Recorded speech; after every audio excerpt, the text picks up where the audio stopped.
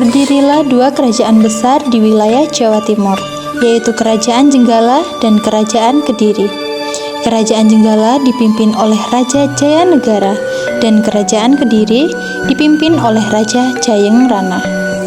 Untuk mempersatukan kedua kerajaan dan menghindari peperangan, maka dijalinlah sebuah ikatan pernikahan antara Panji Asmarabangun, putra Raja Jenggala, dengan Dewi Sekartaji, putri Raja Kediri. Suatu hari, kerajaan Jenggala diserang musuh. Ketika pertempuran itu berlangsung, Dewi Sekartaji melarikan diri dan berusaha untuk bersembunyi. Dewi Sekartaji menyamar sebagai gadis desa dan tinggal dengan seorang janda dengan 3 orang putrinya, yaitu Kelenting Merah, Kelenting Ungu, dan Kelenting Biru. Kemudian, Dewi Sekartaji diangkat menjadi anak dan diberi nama Kelenting Kuning. Namun, Kelenting Kuning tidak diperlakukan dengan baik. Setiap hari, ia disuruh mengerjakan pekerjaan rumah seperti mencuci, memasak, dan membersihkan rumah. Ketiga kakak angkatnya sangat malas. Mereka biasanya hanya menyuruh saja. "Kelenting Kuning, cuci bajuku dan selendangku," kata Kelenting Merah dan Kelenting Biru. "Baik, Kak," kata Kelenting Kuning. Kerajaan Jenggala telah kembali aman. Panji Asmarabangun telah berhasil mengalahkan musuhnya yang menyerangnya. Tetapi ia sedih karena Dewi Sekartaji telah meninggalkan istana. Ia pun bertekad untuk mencarinya. Ia mengerahkan para pengawal untuk mencari keberadaan Dewi Sekartaji. Selang beberapa waktu, seorang pengawal mengabarkan ia bertemu dengan seorang gadis yang mirip dengan Dewi Sekartaji di sebuah desa. Panji Asmarabangun berangkat ke desa Dadapan. Desa itu berseberangan dengan desa di mana Kelenting Kuning tinggal. Ia pun tinggal di rumah Mbok Randa. Panji Asmarabangun kemudian menjadi anak angkat Mbok Randa dan menyamar sebagai ande-ande lumut yang sedang mencari jodoh. Berita tentang ande-ande lumut mencari jodoh segera tersebar. Kelenting Merah, Kelenting Biru, dan Kelenting Ungu berdandan semenawan mungkin untuk melamar ande-ande lumut. Tak lupa mereka memakai perhiasan dan pakaian yang bagus. "Kelenting Kuning, kamu tidak usah ikut melamar. Kamu di rumah saja. Pergilah ke sungai dan cuci semua pakaian kotor itu," perintah Kelenting Merah. Mereka pun segera berangkat. Kelenting Kuning segera pergi ke sungai untuk mencuci.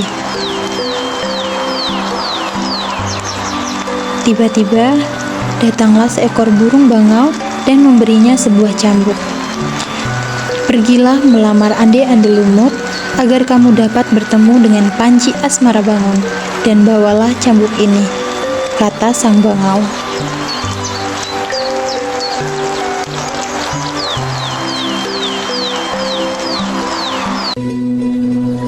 Kelenting Kuning pun bergegas pergi ke desa Dadapan. Sementara itu, Mama dan ketiga kakak angkatnya sudah sampai di tepi sungai. Mereka bingung, tak ada satupun perahu yang tampak. Jembatan juga tak ada. Lalu, bagaimana mereka menyeberang? Terlebih lagi, sungai itu sangat luas, dalam, dan deras arusnya.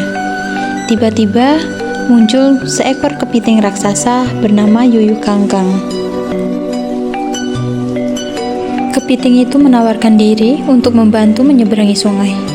Dengan syarat, mereka harus mencium Yuyu Kangkang.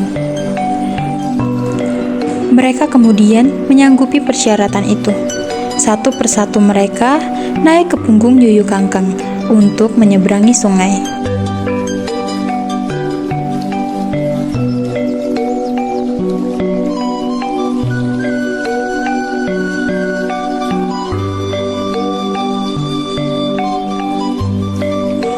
Beberapa saat kemudian, sampailah Kelenting Kuning di tepi sungai.